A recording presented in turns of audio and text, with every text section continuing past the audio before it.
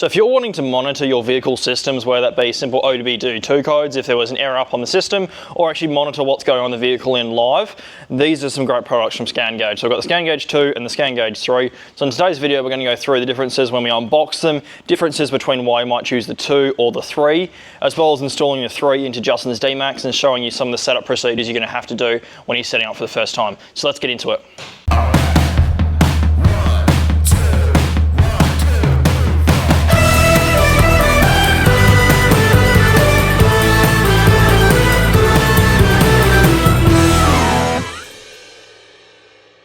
First of all, I've got the ScanGauge2 here, so we'll pull this out the box now. So we lift that up through here. You got, first of all, an instruction manual, which comes with everything you need to know. It comes also with some sticky pads, so just Velcro to hold it down or somewhere. They do also sell a separate windscreen mount, so that's, I think it's an extra $50 or so difference to get that added on if you want it stuck on your windscreen. But it's pretty easy to get that just stuck on somewhere you want to. They're not the biggest unit, so you can easily hide that away. You got the OBD2 cable, so that goes from OBD2 to an RJ45, which goes in the side of the unit. And then lastly in here, in the little bit of foam, we've got the actual ScanGauge2 unit. So you've got your connection in on the side here or in the back, so depending on where you're mounting it, you'll be able to choose that in there. And you've got some buttons in there. So nice, easy little unit set up. Not much that comes in the box. You've just got your unit that goes through there. So now we'll get into opening the 3 up and so the differences you'll see between the 2 units. Alright, so now I've got the ScanGauge3, so this is the newer, bigger unit that you'll be used to. A bit more expensive, but does come with a lot more features. So a bit nicer box now, you can see. We'll lift it up in here. We've got in here, one bit of here. So that's got the actual windscreen mount, so that comes with the ScanGauge3. We're optional extra on the ScanGauge2. So that's in there, as well as a little piece of a stick-on magnet for the back of the unit. Got the same connector as the ScanGauge2, so if you were, by any chance, had a ScanGauge2 and you want to upgrade to a 3, you can just keep the same cable, you don't have to rerun that or anything like that. We've got the ScanGauge3 manual. It's a bit smaller than the ScanGauge2 because there's a lot more that's built into the unit directly, so you don't have to worry about that as much. And then lastly in here, we've got the actual ScanGauge3 unit itself. That's in some foam, as you can see here. Much bigger unit. So this actually is a touchscreen, whereas that one's got the buttons on the side. You've got the RJ45 connection in the back, so that's another difference. There isn't one on the side, it's just on the back. So a nice little unit here. So I'll grab the ScanGauge2 out again, and we'll go through the differences between the 2 of them for what you'll be looking at when you're installing them yourself. So I've got both the 2 and the 3 out of the box now. I've just got the units here so you can sort of see side by side some of the differences between the 2 of them. Obviously, first of all, there's a big size difference between the 2 of them. The 2 and the 3. The 2 is quite a lot smaller and skinnier, so it's a bit easier to mount. A lot of people would mount these sort of on their steering column, just between the sort of steering wheel and the existing factory gauges. So it was a nice out of the way way to see it, but it's also a nice easy spot. The 3, being a bit bigger, you normally have to mount them on the windscreen, so obviously they come with the windscreen mount built in the box, but you can work around what you want to do to mount it separately as well. The ScanGauge3 obviously has a lot more features. It's now going to have 9 gauges at a time. Being a much bigger screen, you can see 9 gauges, whereas a ScanGauge2 you can only see 4, so 1 in each corner. The ScanGauge2 also only shows you those information as like a 3-letter readout. So it was like battery voltage would be VLT kind of thing, whereas this is actually going to show you what that voltage, so what that system is. So if it's battery voltage, transmission temperature, anything like that, it'll give you more detailed breakdown. Same thing goes for when you're scanning codes. So if you're scanning codes on the ScanGauge2, it's just going to give you the actual code number. So it's like P01065, something like that. This one will say the code, but it'll also tell you a rough sort of description about what it could be. So it'll say something about like a mass airflow sensor or something like that would be wrong. So that's another thing with the ScanGauge3, gives you a bit more information from that point of view. You can still search it up with the ScanGauge2, it'll give you that to search up online, but it's a bit easier. If you're out in the bush and you don't have internet, it gives you a bit more idea to start off with.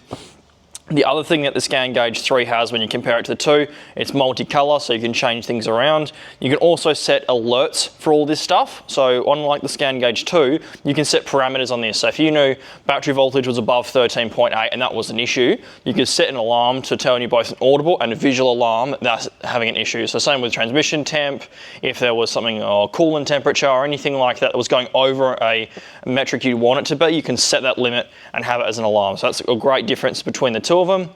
With the ScanGauge3 and the ScanGauge2, they both have X-Gauge, which is what ScanGauge calls their sort of vehicle-specific gauges. So whether you had a Toyota and you've got something specific like a DPF regeneration system that you wanted to know off that. I know with Justin's D-Max that we're going to do, it'll show you the gears that it's selected to, and a few other things with the transmission as well. It's not a normal OBD2 port. So with the ScanGauge3, it's an automatic thing where you go in and select the car and it automatically scans it. Whereas with the ScanGauge2, you have to manually select the code, which those are all in the manual or online.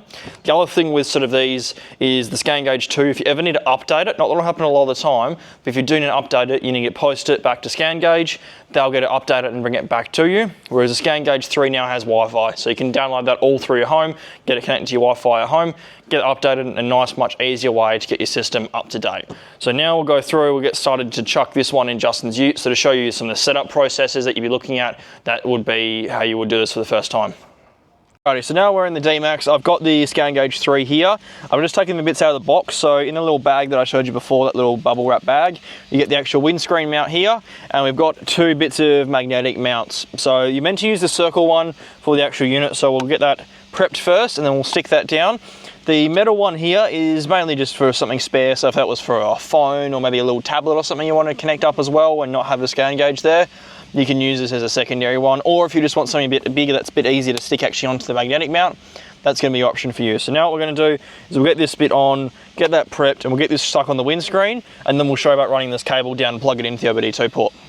Alrighty, so now we've put all that mount together, it's up on the windscreen, so that's a nice easy little spot to mount it. As I said, it's just a little suction mount, so you can mount that wherever you want to. Sometimes you can even suction it to the windscreen if you want it a bit closer, but this is a nice little spot. There's already a bit of a blind spot there, so we thought it'd be a nice little spot for Justin to use it. So next thing we're going to do is plug in this cable, which goes one side into the OBD2 port of the car, other side goes into the back of the unit. On the D-Maxes, it's just down underneath here, kind of near your left foot.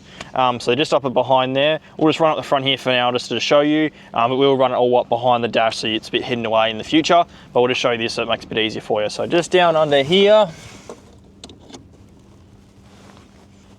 you just plug it in, and you just got to run that cable up into the back of the unit here. So just magnetic, you can easily pull the thing off, plug it into the car, and then we can stuck it back up there on the windscreen. As you can see, it's turning back on already, so we'll go through it. You just press accept, and we can go through the starting of the unit now. Alrighty, so now we've just pulled the unit off and turned it on. When you first start up, it will ask you if you want to go through a tutorial. That just sort of tells you roughly sort of use things like the dimming function as well as the individual features of each gauge. So to dim it, all you need to do is get your two fingers and swap them up and down on here. Let me just get it to bring itself back up. So then you can just do swipe up and down. So brightness here is at 100%, and then you can just bring it down. So if it was at night time, you don't want to have full brightness, you can bring it back down, or just leave it 100% for the video. So we've got the gauge section up here. This is just the standard how it comes with 9 gauges. You see it says 1, 2, and 3 down the bottom here. So there's 3 pages you can swipe across to see each thing. You can chop and change this to whatever you want. So you can just tap on that. So that was engine oil temp. But let's say I want it instead be air cooler. I can change it to that there, and that's going to change that there. Or regen status. So obviously this car, if you left it off, it's just on ignition. So the regen is not happening. Regen trigger, all this sort of stuff to do with your EGTs and for your DPF stuff. So you can also go into your settings by touching the little cog down here. When you tap on that there, you get 3 options along the top. So you got display, layout, and then monitors along the top.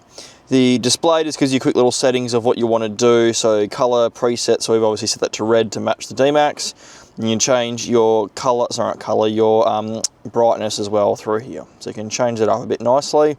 You've got some options there to reset to default. Then we go to layout. That's a nice option here. It gives you a few options how you want to set it out. So at the top there's fuel economy. That gives you like a little dial that sort of shows you your fuel economy, and a few other, you got some little things on the sides you can change. You got 2x3, which is a little favorite of mine. You can have 2 big dials at the top and then 3 along the bottom. So if you want to have one as your speedo, one as the temperature you really want to know, and then you have the rest of it sort of fuel economy, fuel used, etc. That's a nice spot down there. You've got 2x2, so similar again, mix of the 2. You got 2 big ones and then 2 big ones at the bottom as well, so 4 in total. You got 2x3 to max it up, so you can have 6 gauges in total, or you got the big 3x3, which will give you 9 in total. So if you want to sort of maximize everything, there's that. Last of all, you've got the monitor section. So this is quite nice. This is where I was talking about my alarms before. You can change everything. So we've got battery voltage set here already. We've set it to 10 just because for demonstration here, but if I set battery voltage to be below, let's say 13, oh sorry, delete that. So we set it to 13 volts and I hit save. You'll hear that it's starting to sound the alarm. Tells me battery voltage is, in this case, 11.5-ish. And it's got an alarm that's beeping as well as flashing up here. So you can physically dismiss that. So it's going to continue doing that until you dismiss that. So I'll get rid of that now and we'll just change that back down to 10 for safety. So you can easily set that for a bunch of different parameters you'd want it to be. You can change the alert sound as well to something you want differently. So you can just have something different to what you want to know. So if you've got something else in the car that makes a different noise, you want to know something unique, you can change it up through there. So that's pretty much most of it for the settings in here. You do get to choose different for each setting here. So we've got the fuel economy dial here. We'll eventually change this to being the 2x3 as a main screen and then having another 3x3 to give us 9 gauges there. So if you want to sort of have that set up as easily able to change how you want, you can easily flick between the two of them, make it nice and easy to use. So the next thing we're going to do is go into more and then fill up. So the first time you're ever doing this, make sure you read the instructions. Basically it says fill up the car and then press save. You put your fuel cost in, but you don't put any added litres in. So once you've actually then filled up the next time, it does say about when you're about a quarter of the tank, go to the fuel station, fill it up, tell it how much fuel you've added in and your cost. That's when you're going to sort of start to get it to accurately tell you what you're doing. So if we've already done that before, we haven't filled the car up, but let's say we're going to put in 60 litres and we know this. It will then use that as well as your tyre size and odometer reading that it's getting off the OBD2 port to tell you how much fuel you've used and your fuel economy over that time being. So we'll just hit save. This won't be entirely accurate for now, but it'll give you an idea. So it'll say like fuel used, distance you've travelled, max RPM, all that sort of rough figures you can see over that last time you filled up the tank. So it gives you an idea. If you remember these sort of stats, you can remember what you're sort of seeing if anything's gone wrong over a trip. One great way to keep in mind. You then have the trip, which also gives you pretty much all those features. Gives you current amount, so you can sort of see what we're at right in the moment. You can see the coolant at the moment is at 34, so not at the moment, the max it's been. Maximum RPM's been at that. We've got today, see today's figures, previous, and we've got this tank. So that'll be everything we've used in this tank so far. So you can see we've got 65 litres remaining. Time to empty, it's got a big old number here because we've just been idling. We haven't actually turned the car on since and started driving it, and all that sort of stuff. So alrighty, so that's most of the features with the ScanGauge3. Obviously we still have the ScanGauge2 as well. As I said before, has most of the same features, just a bit more simple compared to the ScanGauge3. For me, I think these units are a must-have for off-grid touring. If you're traveling, especially in a newer vehicle, whether it be a D-Max, 300 series, a Ranger, anything like that that has a newer engine with computers that have a lot of stuff that could just flicker around and cause error codes. Sometimes they can be something that's just a little error and you can turn the error code off and limp yourself back in. So whether that's going to save you from just a little tow bill to get yourself home, or whether that's actually saving you out in the Simpson Desert to be able to get back home entirely, you know, a great little bit of kit to have just to sort of save your vehicle and sort of save some time.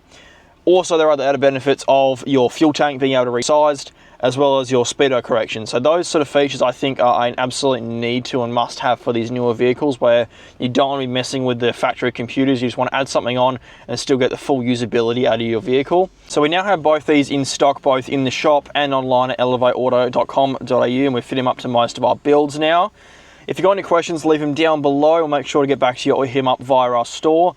If you like these kind of videos, make sure to hit the like button and subscribe. And otherwise, we'll see you guys in the next video.